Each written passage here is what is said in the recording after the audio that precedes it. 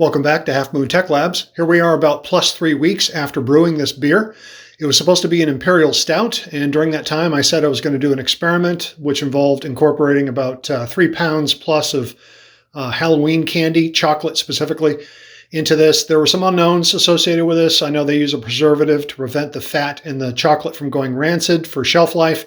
Didn't know what the effect on the yeast was going to be. Well, we found out. After about a week of fermenting, it should have been done. And in fact, it fermented down about halfway and then encountered what's called a stuck fermentation. Usually you can wake up a stuck fermentation by agitating it or adding another yeast. Well, 3 weeks later and 3 different yeasts, this thing is not budging, which means the fermentation is done. The good news is it's still a stout.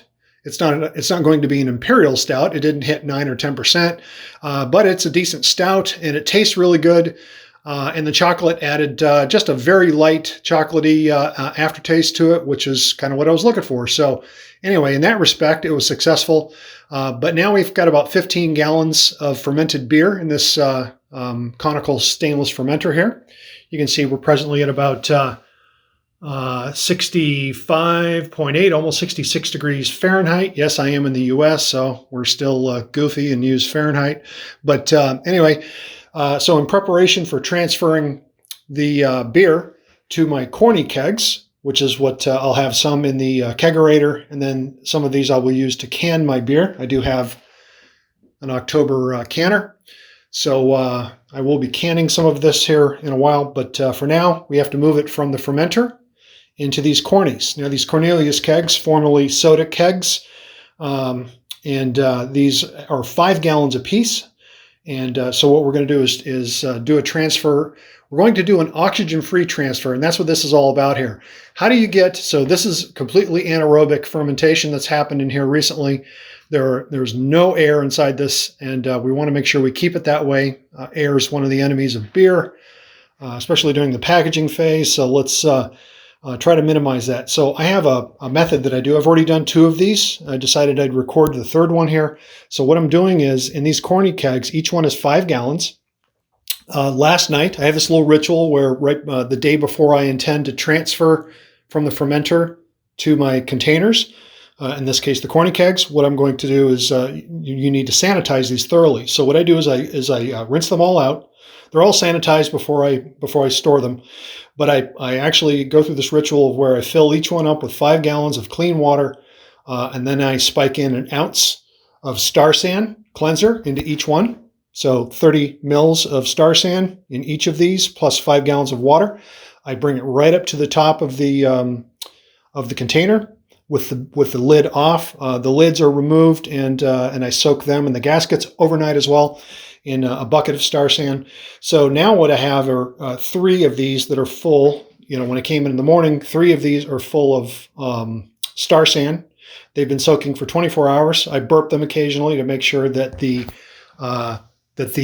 check valve on top, the safety valve, those poppets, and these are all flushed. And so I do that a couple times throughout the night, and then I just let them soak. I roll them a couple times so the kegs are completely sanitized, every square inch inside. And so now what we have are 3 kegs that were full of Star San and water. So again, to keep the oxygen out, what do? Well, we're going to take CO2, and I've got this little manifold set up here, which runs up to this. I have a 2-headed manifold that I've made, and one is for the gas post, one is for the liquid post. That's the black. And you may wonder, why did I do that? Well, I'll show you in a while how that works. But basically, what I'm going to do is put gas down the gas post, like the kegs are intended. And what I'm going to do is use, I've got this dialed up to about 20 psi of pressure, and I'm going to force CO2 into this keg, which is right now full of nothing but pure liquid and Star San. And this is a sanitizer you don't have to rinse out. It's made for food products like this. So what you do is basically displace all of the liquid in here with CO2. So right now there's no air in here because it's full of nothing but water and sanitizer.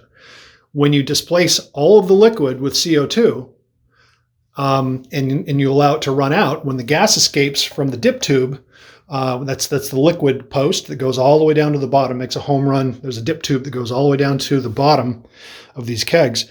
As soon as you see air come out, that's going to be a CO2. Watch this. Here we go. So now we're running water out.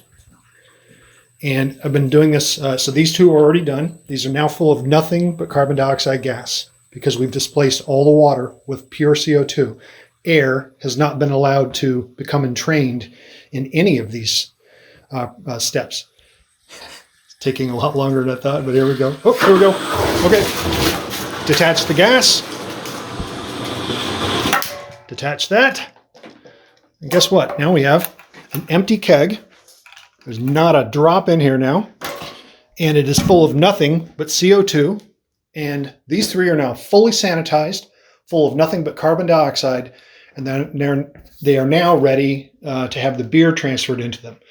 Now, for now, I'm going to put the CO2 manifold aside. I have another gas tube that's going from the second regulator on the same tank up to my let me turn my pressure gauge on. Okay, so I have just shy of 2 psi dialed in. You don't need a lot, and actually can't put a lot of pressure on these things anyway. But this one will take a few psi, like 3 or 4 psi. This is my stout stainless conical.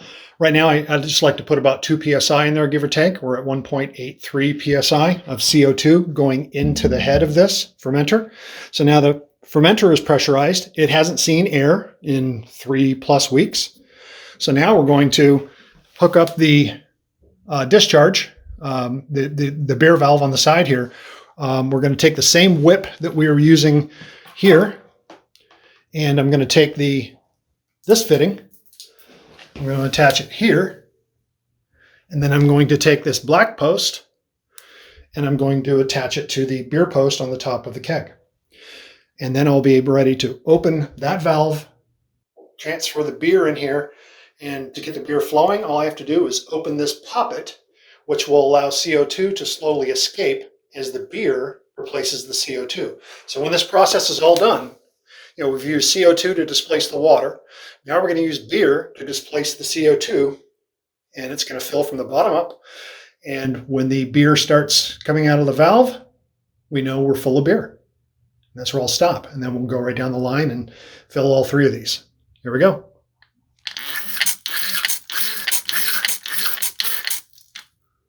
All right, now that step's done. I have the sanitary fitting hooked up to the beer outlet of the conical fermenter. I've pre-flushed this and then sanitized the beer post and the connector. And now all I have to do is open this, wait for it to bleed down, and then open this. That's it. Beer is now flowing at, we got about a 1.6 psi or so. And this is a slow but gentle transfer. We're going down the beer post. We're filling from the bottom up so the beer is not splashing around inside there. We're trying to do this in as controlled a manner as possible. And the beer is now flowing. So what I'll do is as it starts to get heavy and I know I'm getting close, I have a little trick where I will lean this like so at about that angle. And what I'll be looking for, so you can see what I'm doing, I'm leaning this up against this and just holding it manually when it gets up to that point, because I don't want to overfill this keg. So what I'm doing is intentionally tipping it. I found by experimentation that if I open this, go until this just starts to see foam coming out, then very abruptly pop this off, stop the flow of beer. And then when you tip this back up, the level's going to be right about there, which is what you want. And I'll do that. I'll repeat that until I've got the beer in all 3 of these kegs. And that's it. Then I will be able to cold crash these, put CO2 on them, and we'll be one step closer to drinking beer. And here's another look at the angle that I'm talking about when I use this technique for filling. I just find a convenient spot to lean it and wait for it to begin to sputter out of the vent. Okay, I think we're getting close. Keep my hand on this beer post. Get ready to detach that as soon as I see foam come out. Here we go. That's it. Tip it up. Close the valve. Get it on the other post. Okay, we got the second keg hooked up, doing the same thing. Moving the next 5 gallons over. Let's clean this guy up. I want to make sure that you sanitize that poppet real good. Get all that beer out of there. And then we can just give this thing a good rinse and set it aside. Clean up the beer posts. This is just star sand. There we go. Okay, now we're waiting on this second one. Anyway, I'll do this for all 3 of them, and then we'll put it in the kegerator and start cold crashing. Okay, now finally, the fermenter contents have been transferred oxygen-free using the displacement method that I discussed earlier, using CO2 in the sanitizer. We now have nothing but pure beer in here. It's seen no oxygen from here to here. So now the contents of the fermenter are in these 3 Cornelius or Corny kegs. And that's it. Just have to do the fining and cold crashing and carbonation. And these will be ready to taste test. And that'll be the next video. So thanks for tuning in to Half Moon Tech Labs. See ya.